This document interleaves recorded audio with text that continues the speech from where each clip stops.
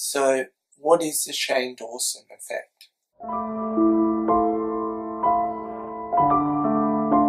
There is no official term for what the Shane Dawson effect is, but essentially I saw it somewhere on Twitter and I looked into it, and it's interesting. It's basically about the channel's growth after Shane Dawson has mentioned them, and even potential revival of channels that were dying at one stage until Shane Dawson came along.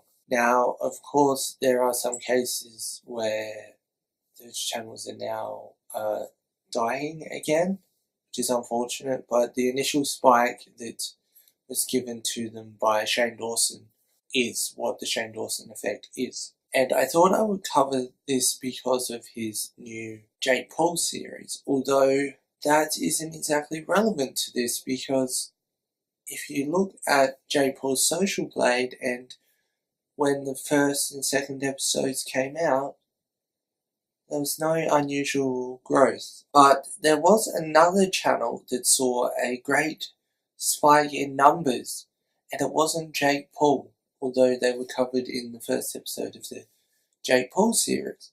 But I'll get into that a bit later. We're going to go in order, and we'll start with Graveyard Girl.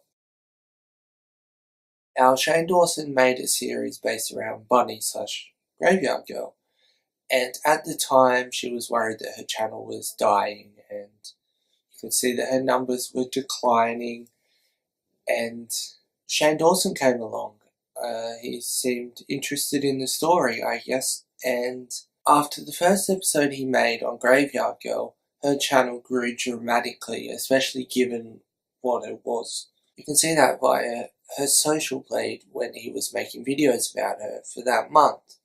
And although she's back to mostly losing subscribers, it was one of the first instances of the Shane Dawson effect, about how a channel can go from essentially losing subscribers to gaining so many in a short period of time. Of course, this is partially attributed to Shane Dawson's subscriber count and him giving a voice, I suppose, to Graveyard Girl. Was a smaller channel compared to him, but a decent channel in the spectrum of YouTube. Has more subs than I could ever imagine having. There was a wave that Graveyard Girl was riding that just kind of stopped, and I saw the first, I think, 2 episodes of that series, and they were really interesting. It was like the life of a YouTuber, and it's why I've continued to watch the next series, really. I initially thought that the Shane Dawson effect wasn't really applicable to this person. And the reason why I didn't think this was initially applicable is if you look at the Social Blade stats, there isn't much difference between the month before and the month that Shane did videos. But if you think about it, this was the month of TanaCon. And given what an absolute mess that was, you'd think that she would have lost subscribers. But no, she essentially gained the same amount.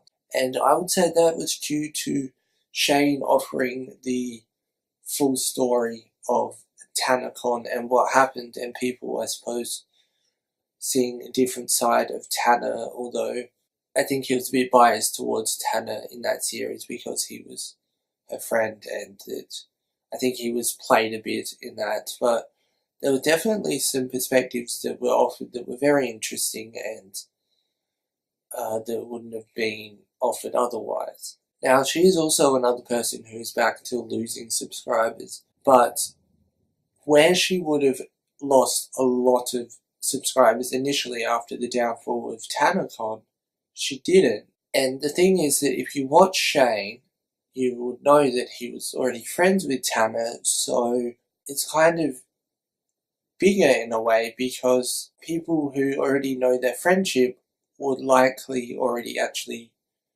be potentially subscribed to both of them, whereas she was actually gaining subscribers, and quite a few, the month that TanaCon went down. In case you're curious, there is still some TanaCon stuff going on. It's just not really in the limelight anymore. But Michael Weiss is still doing stuff. From what I know, he kind of replied in a way indirectly to one of my videos, but I didn't cover that for a video because I don't know why, but I just didn't. And then we have the one series that I didn't watch, Jeffree Star, and the world of Jeffree Star, I suppose. Here's the Social Blade numbers for that.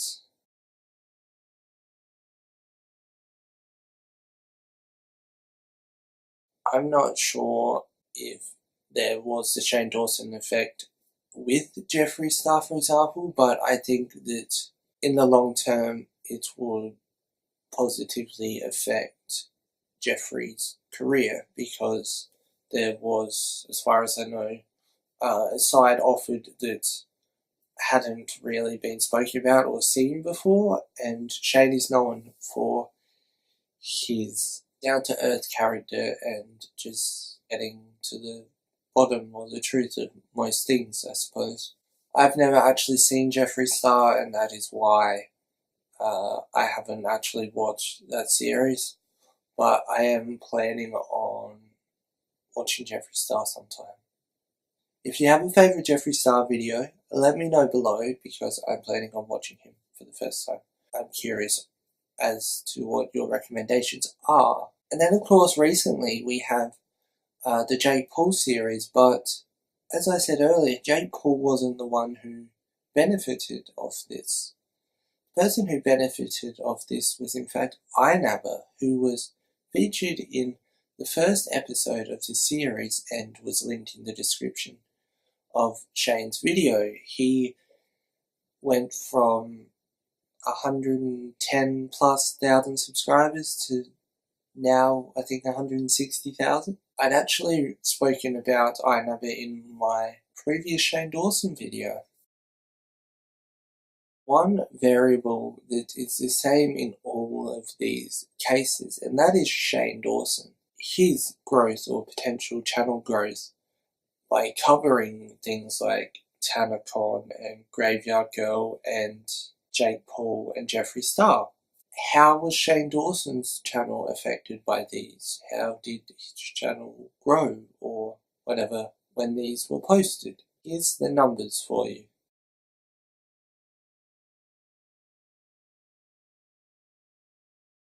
Now, I'm not going to say that he only covers them because it's mutually beneficial, that he gets the views and these people get publicity and they can all grow their channels together. I do think that there's genuine interest. I think that what he does is good for the platform and hopefully he continues to do so. The second part of the Jake Paul series recently came out and he has said that he is now, off the back of that, making more edits to future parts, and I think he also did that with TanaCon, and that shows that he's willing to learn and show that although he had an original thought or whatever, or this was how this was originally edited, that what actually goes on when those are out and the potential reaction in that then affects how the rest of the series goes. And it's not just like, well, I'll just put this out for the sake of it. There's actually a sense of, if I was wrong in this video, then I actually can do something about it. And rather than waiting until the end of it and just making a separate video, I can actually do something about it while it's still going on. And TanaCon was delayed. The TanaCon series, I think, was delayed at some point because there were some further inquiries actually made. And although there's people who are impatient for the next part, I think that it's very important that is done. And it shows a genuine care for the audience and the viewers and also who is being covered in the videos that he's making. But yeah, this was a brief breakdown of the Shane Dawson effect. If you did enjoy the video, leave a like. If you want me to make anything or want me to look into anything, just leave a comment below and I might just do that. I don't essentially have many plans for videos at the moment. If your comment piques my interest, then I might just do that. If you are new here, you could hit the subscribe button and turn on that notification bell if you never want to miss an upload, but that is completely optional. But yeah, thanks for watching, and I'll see you soon for more content. Goodbye.